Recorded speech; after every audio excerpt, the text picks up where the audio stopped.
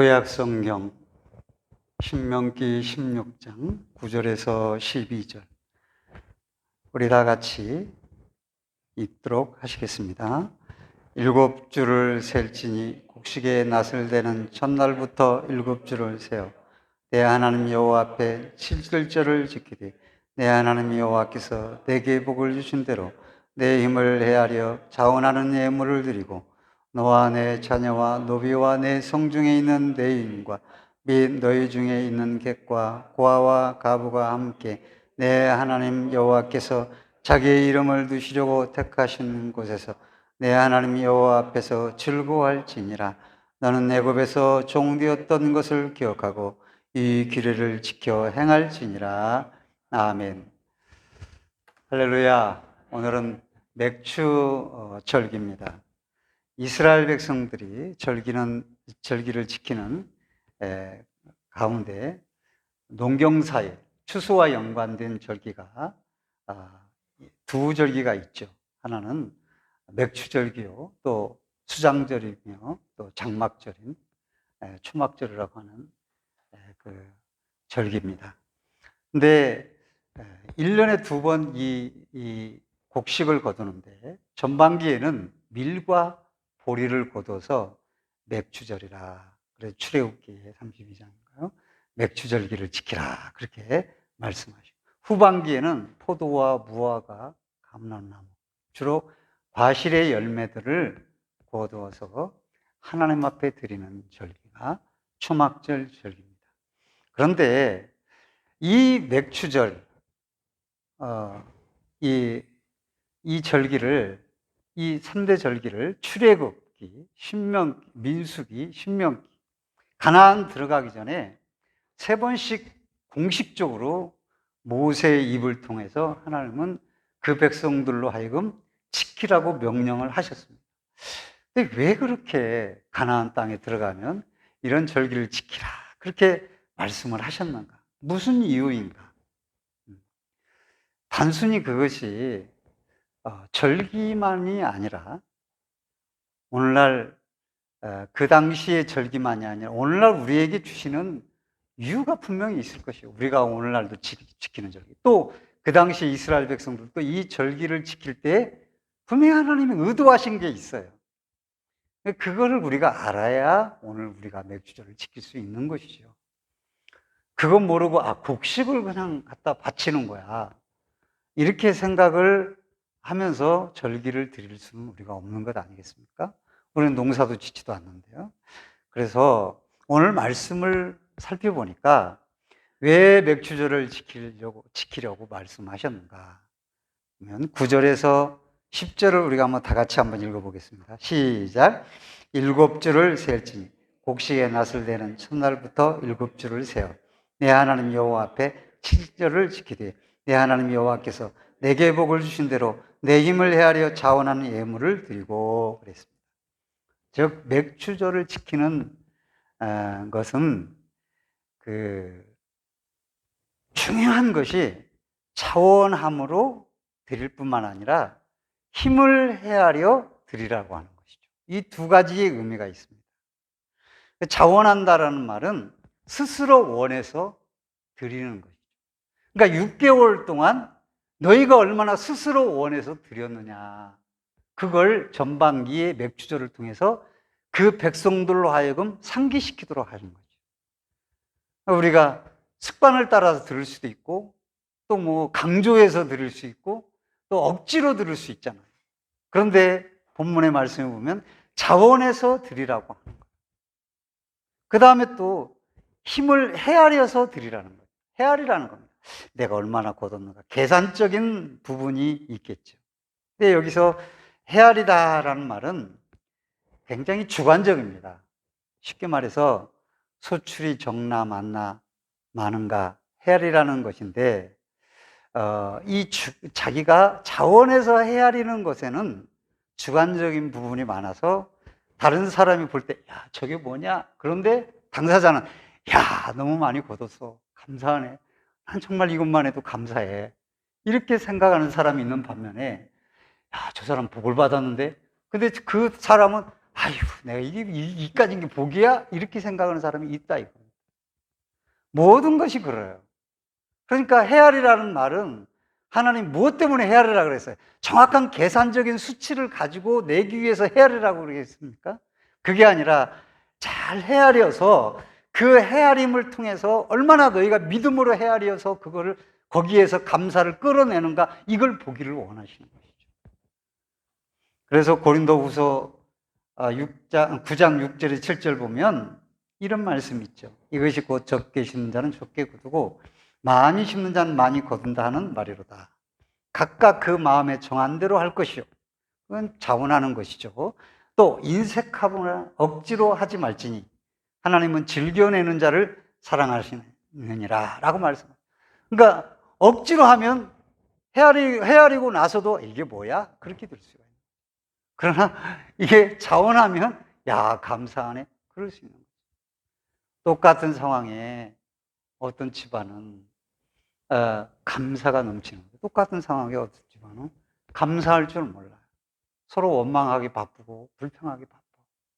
이것은 자원해서 헤아리지 못하기 때문에 하나님은 자원해서 헤아려서 그 속에 착 세다 보면은 감사가 나와야 되는 것이죠. 그걸 원하셨어요. 그러면 이 소산을 이제 곡물을 걷어서 소산을 하나님 앞에 드리라고 그랬는데 왜 드리라고 그래, 하나님? 하나님이 고파서 드리라고 하지 않은 것은 틀림없는 사실이에요. 제사장들과 레위인들이 굶지 않도록 하시기 위해서 드리라고 할 수도 있어요. 또 제사를 드리고 예배를 주관하는 이들에게 생계를 위해서 전반기 소산을 드리도록 할 수 있어요.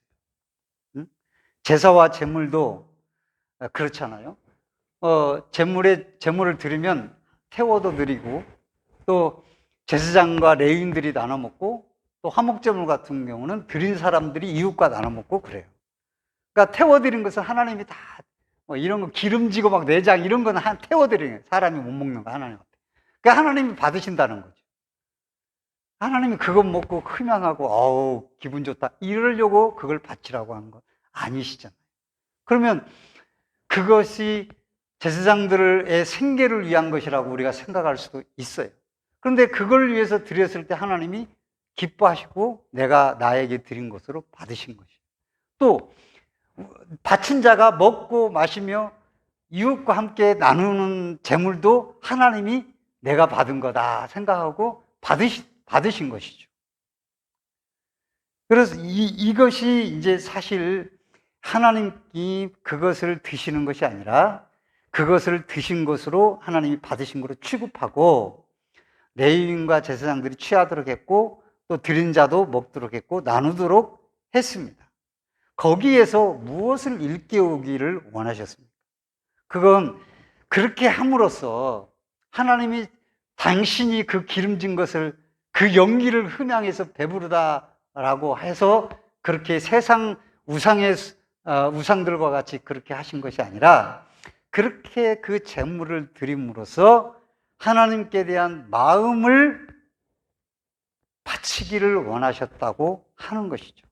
만약 여러분들이 한 6개월 동안 일하고 하나도 감사한 마음 없이 아무것도 드린 것 없이 그렇게 지나가 봐요. 그러면 다 내가 수고했으니 내가 먹는 거야. 그러면 거기에 하나님을 향한 마음이 있느냐. 아마 맥주절 하면 아유 헌금을 내가 준비했나? 맥주절인데 헌금도 준비 안 했네? 이렇게 생각이 들 수도 있고. 그런데 그렇게 급하게도 할 수 있지만 그래도 한 주 전에 맥주절이구나. 언제 맥주절이지? 그러면서 받은 은혜를 헤아리면서 하나님께 헌금할 수 있는 것이. 어떤 분은 억지로 할 수도 있겠죠. 그런데 그 물질이 들어질 때 마음이 들어집니다. 이게 왜 그렇습니까? 하나님 앞에 드릴 때 내 마음도 나도 모르게 가는 겁니다. 그래서 거기에 그 마음이 실려지는 것은 억지로가 아니 자원하는 예물이고 헤아려서 감사를 추려낼 때에 더 하나님 앞에 마음이 가는 것이에요. 이 물질 그 자체가 아니라 그때 그걸 드릴 때의 그 마음이 거기에 담기는 것이죠. 그래서 사람은 표면을 보고 사람은 상황을 보고 현상을 보지만 하나님은 마음의 중심을 보신다고 우리에게 말씀해 주시잖아요. 그것이 바로 이 맥주 감사절 절기를 드릴 때에 자원하여 드리고 헤아림으로 드리라고 하는 의미가 되는 거죠. 이스라엘 백성들은 처음에는 어떻게 했습니까? 드렸죠. 절기를, 맥주 감사절 지켰죠. 절기를 드렸죠. 그런데 얼마 지나지 않아서 20년도 안 돼서 절기를 잃어버렸어요. 왜 잃어버립니까? 아깝다 하는 생각이 들어갔겠죠. 왜 내가 이걸 드려야 되나? 의문이 생겨요. 내가 수고하고 애썼는데, 아니면 내가 고생했는데 거둔 것도 없네, 이런 마음이 들지 않겠어요? 그리고 그래서 절기를 싫어하게 되고 그들은 절기를 중단했습니다. 제사장으로 레위인도 사라진 것이 제가 강조하지만 사사기 때 찾기가 어려웠어요. 그러나 그들은 그래서 그들이 참으로 풍족하게 살았냐? 그게 아니라 사사기 읽어보면 40년, 50년, 20년 약탈을 당하고 노예 생활을 살잖아요. 주병복들에 의해서 오히려. 그렇게 절기를 잃어버릴 때 하나님을 향한 마음은 그 백성들에게 없었던 것이죠. 그 결과가 치유가 있어요. 나중에 율법 책을 발견하고, 절기를 회복하자. 그러나 이 습관이 안 들으니까 회복하자, 그래 하자 하지만은 잘 몸이 안 가는 겁니다. 그리고 결국은 북은 아수르에게 남은 바빌론에게, 그리고 예루살렘 성중이 무너지게 된 것이죠. 그래서 우리는 이 맥주절기를 통해서 우리가 드리는 모든 예물에 자원함과 헤아림이 있는지, 그리고 감사가 거기에 담겨 있는지, 억지로 맥주 감사절이니까 헌금해야지, 나는 보고 월급도 적은데, 이런 마음을 갖고 말이죠, 드리는 그런 마음은 아닌지 돌아봐야 돼요. 그래서 여러분, 이 맥주 감사절기에 자원함과 감사를 헤아려서 여러분 마음을 다해서 하나님 앞에 드리는 절기가 되기를 주의 이름으로 축원드립니다. 그 절기로 이 맥주 감사를 드려야 되는 거죠. 두 번째로는 즐거워함으로 드리라고 하는 거예요. 물론 자원함에 즐거움이 있죠. 돈 셀 때 즐거움이 있잖아요. 막 이렇게 세면은 그렇잖아요. 돈 모아놓은 통장을 보면 즐겁잖아요. 돈이 많은데 에이씨 짜증나네, 그런 사람이 어디 있어요? 그러니까 그런데 즐거워하라는 거예요. 11절 12절 우리가 다 같이 한번 읽겠습니다. 11절 12절 시작. 너와 내 자녀와 노비와 너 성중에 있는 레위인과 및 너희 중에 있는 객과 고아와 가부가 함께 내 하나님 여호와께서 자기의 이름을 두시려고 택하시는 것에서 내 하나님 여호와 앞에서 즐거워할지니라. 11절만. 즐거워하라. 어디서 즐거워하라 그랬어요? 우리가 TV를 보면서 재미있을 수 있어요. 그건 재미있는 거죠. 맛난 거 먹으면서 즐거워할 수 있어요. 즐거워해야죠. 구경 다니면서 구경 다니면서 짜증내지, 물론 막 덥고 그러면 짜증날 수도 있지만은, 여기 말씀을 보니까 여호와께서 자기 이름을 두시려고 택한 곳에서, 이건 넓은 의미에 보면 그 백성들 모임, 좁은 의미로 보면 성막, 그걸 말하는 것이죠. 그곳에서 그것이 바로 여호와 하나님 앞이라고 상징적이고 표징적인 것이죠. 거기에서 즐거워하라고 하는 것입니다. 그러니까 우리가 하나님 앞에 모여 있는 이 장소는 즐거워해야 되는 거예요. 여러분, 예배에 즐거운 마음으로 참여하시기를 주의 이름으로 축복합니다. 억지로 인색함으로 예배에 나오면 안 돼요. 여러분들 예배 나오면서 짜증나, 오늘 너무 야근했어 어제. 오늘 좀 쉬어야 되는데, 남들은 얼마나 이런 날 빗소리 맞으면서 얼마나 꿀 같은 잠을 자는 거야. 그러면서 억지로 나오는 건 즐거움을 잃어버린 거예요.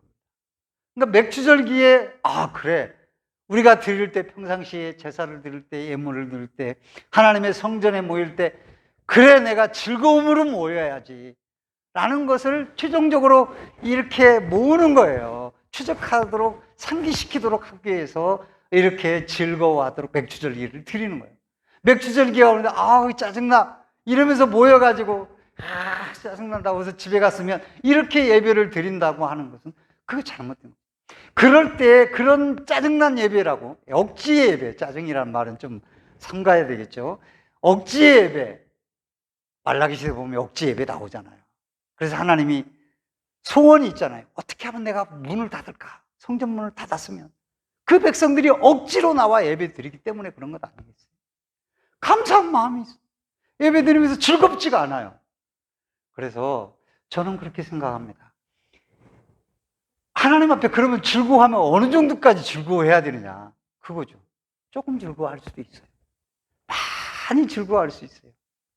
저는 목사니까 말씀 준비하니까 그렇게 하면서 뭘 빠진 것 없나, 와서 청소가 안 된 건 없나, 미리 와서 다 뭐 시설도 다 점검하고 미리미리 이렇게 살핍니다. 어떻게 이 말씀을 또 어떻게 전할까, 어떤 부분으로 이 말씀을 여기서는 무슨 말을 해야 될까. 그러면서 이 말씀에 대한 기대, 또 그렇게 준비해가면서 할 때 말씀이 잘 안 될 때는 정말 힘들기도 하고 막 그럴 때가 있어요. 그러나 예배를 기대하는 그 마음에는 이제 옛날에는 이제 긴장과 그런 어떤 억지적인 부분이 많았어요. 잘해야 되는데 막 이런 생각. 즐겁지를 않아요. 목사가 예배 드리면서 안 즐거운데 성도들이 얼마나 예배 드리면서 즐겁겠어요.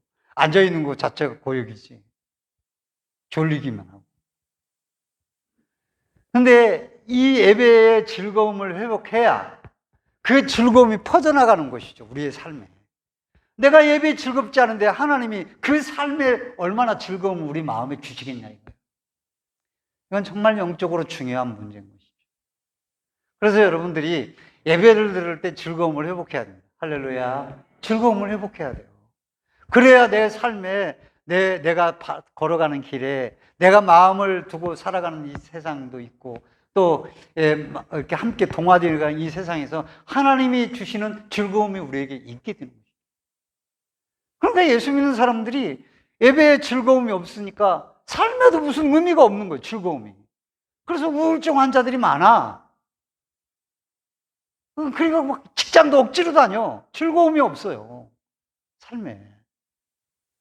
그 이유가 뭡니까? 예배의 즐거움이 회복하지 못하는데 어떻게 그 나머지 삶이 즐겁겠냐. 세상 사람들은 세상이 즐겁다고 생각하니까 즐길 수 있는데 하나님의 백성은 세상이 즐겁다고 생각을 해. 즐기려고 해. 근데 하나님 앞에 즐겁지가 않은 거예요. 그러니 차단이 되는 겁니다. 세상에서도 즐거움을 못 누리고 하나님 앞에서 즐거움을 못 누리게 되는 거예요. 여기에 맹점이 있는 겁니다. 우리 믿는 사이에. 그래서 즐겁게 드리라고 하는 거예요. 이건 맥주절기만 즐겁게 드려라. 그런 의미겠어요? 아니잖아요. 즐거움으로 드리는 건 매우 중요해요. 특히나 교회의 지체들과 함께 여기 보니까 약자들이에요. 약자들. 가부와 고아와 레인들과 함께 약자들이잖아요. 약자들과 함께 즐거워하라고요. 약자들은요, 짐이 되는 겁니다. 남이 나를 도와주고 나에게 막 뭘 제공해 줬으면 좋겠는데, 그러니까 복권 당첨하면 사돈네 8촌까지 전화 온다 그러잖아요. 실제로 그런데요. 그렇게 한데.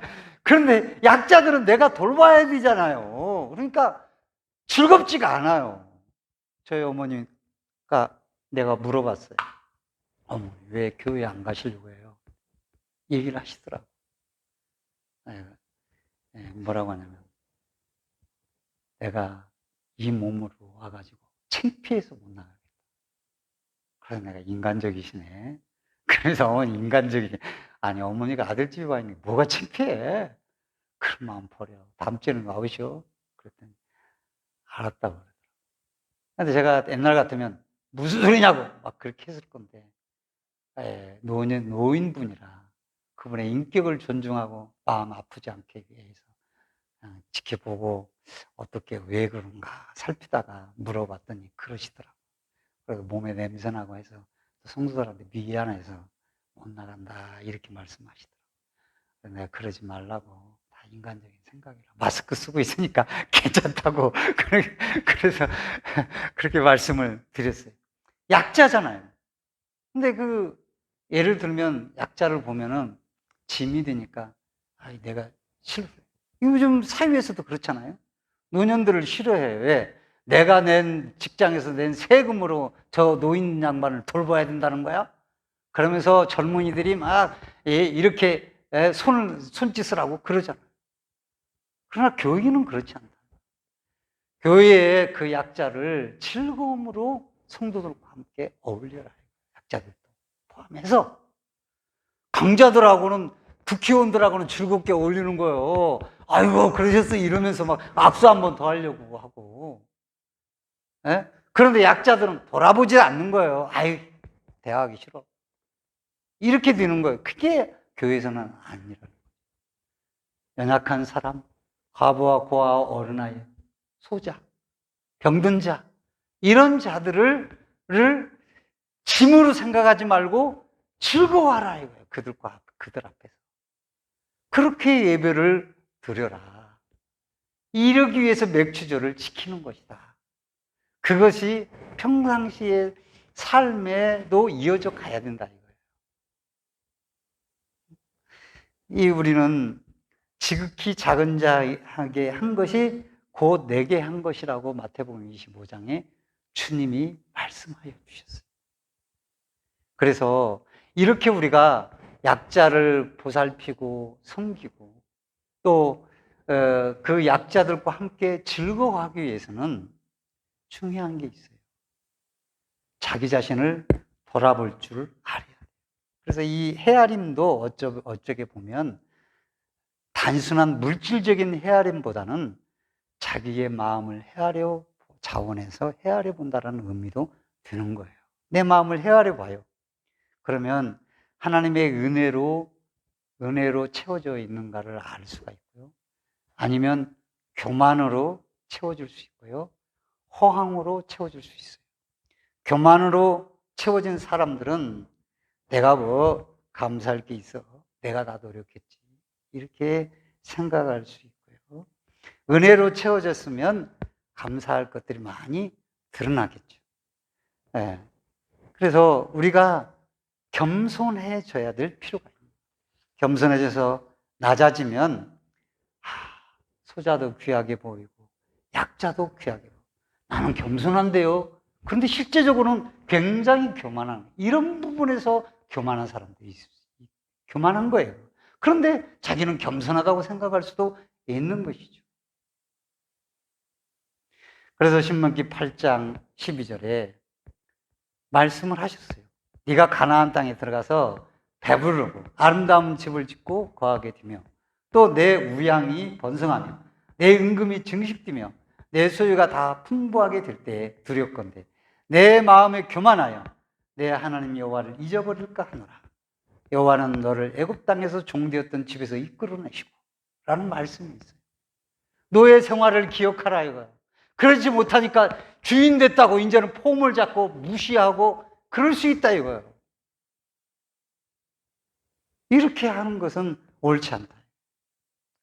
내가 잘 살게 되고 여유가 있다고 자부할 때 그때 자칫 잘못하면 내가 교만해서 내가 이렇게 잘 되었다고 생각을 하는 것이 인간의 본성입니다. 그렇기 때문에 말씀으로 그 본성을 자제시키고 내가 똑똑한 게 아니고 내가 잘난 거 아니고 하나님의 은혜구나. 하나님이 나를 이끌어 주셨구나. 하나님이 나를 앞으로도 인도해 주시고 그러니 즐겁게 하나님을 예배하고 또 짐들도 즐겁게 바라보고 그것을 감사하며 오히려 돌보고 섬기는 하나님의 백성으로 살게 되는 것입니다. 오늘 이렇게 주님이 말씀하십니다. 바로 짐들을 연약한 것들을 낮아지고 겸손해서 즐거워하도록 우리에게 요구하시기 위해서 맥주 감사를 지키라 그랬습니다. 겸손하여서 함께 백성들과 함께 즐거움으로 성전에서 섬기며 보살피며 감사하며 살아가는 저와 여러분이 되시기를 주의 이름으로 축복합니다. 마지막입니다. 이 맥주절기를 지키라고 말씀하신 마지막으로 애굽의 종되었던 것을 기억하기 위함이라고 사실은 모든 절기에 강조를 합니다. 이 본문만이 아니라 이것은 애굽은 세상이며 구원받지 못한 세상의 상징입니다. 그곳에서 하나님의 자녀로 구원을 받은 역사적인 사건이 출애굽에서 홍해를 가른 것이죠.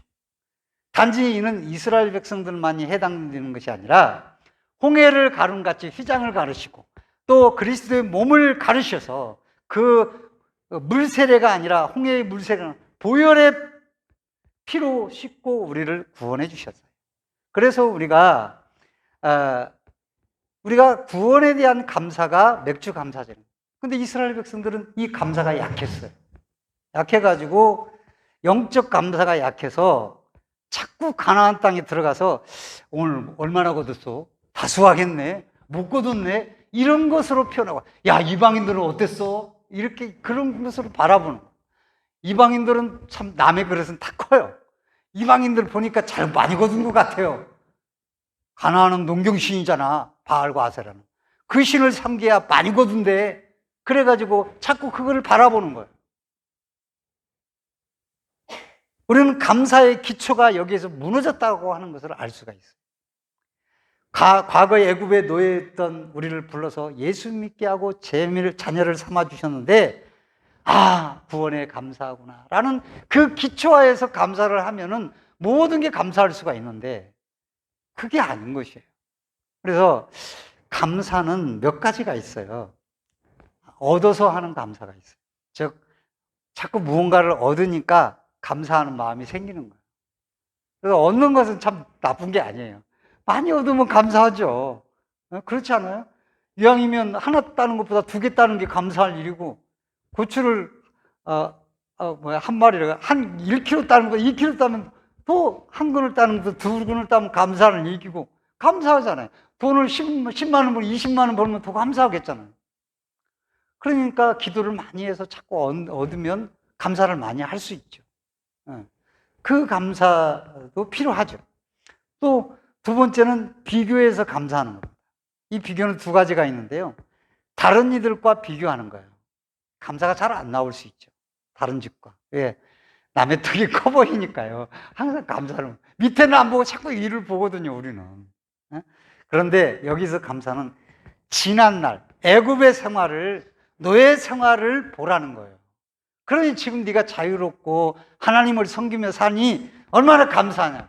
코로나 시대에 그래도 마스크 쓰고 나와서 예배하고 찬양하고 할 수 있다는 감사가 이거죠. 그래서 지난날을 거울 삼아서 더욱 열심히 하나님 앞에 감사하라 라고 하는 거예요. 비교해서 감사하라. 그런데 지난날 애굽에서 생활 돌아보면서 그때가 고기 먹고 좋았는데 그러면서 이스라엘 백성은 감사를 안 했잖아요. 광야 생활을. 그러니까 그때 감사 안 한 이들이 가나안 땅에 들어가서 감사가 나오겠냐. 잘 안 나옵니다. 3번째는 만들어서 하는 겁니다. 감사할 것만 헤아려서 감사하면 그 감사가 범사에 감사하는 건 참 불가능하죠. 그래서 자꾸 우리가 만들어야 돼요. 그래서 만들어. 이것도 이 말은 뭐냐면 감사를 습관이 되게 하고 훈련이 되게 해야 돼요. 운동하는 사람이 처음부터 손흥민처럼 처음부터 슛 차면 공이 그냥 이 앞에밖에 안 나가. 그러나 10번 차고 100번 차면 공이 코너킥 차면 골문 앞에까지 날아가 찰 수 있는 힘이 생기는 거예요. 이게. 그런데 1번 차고 2번 차고 안 차. 그러면 막상 본 경기에서 차면 그 공이 골대 앞에까지 가겠냐 이거예요. 안 가고 그 앞에 떨어지는 거예요. 똑같은 거예요. 우리가 감사를 하지 못할 상황에도 자꾸 감사할 때 나중에 하나님이 바라실 때 본격적으로 감사할 수 있는 사람이 되는 거예요. 그게 바로 이게 우리가 이 감사의 중요한 부분이 만들어서 하는 감사예요. 자꾸 감사를 만들어야 돼요. 그 다음에 초자연적 감사죠. 이 감사는 오늘 본문의 말씀처럼 애굽에서 너에 대해 종되었던 너희를 구원하신 것에 대한 감사합니다. 구원에 감사하고 예수 때문에 감사하고 신앙생활 때문에 감사하는 거예요. 예수님이 너무 좋아서 감사하는 거예요. 이 맥주절기에 이런 감사가 회복되기를 예수님의 이름으로 축복합니다.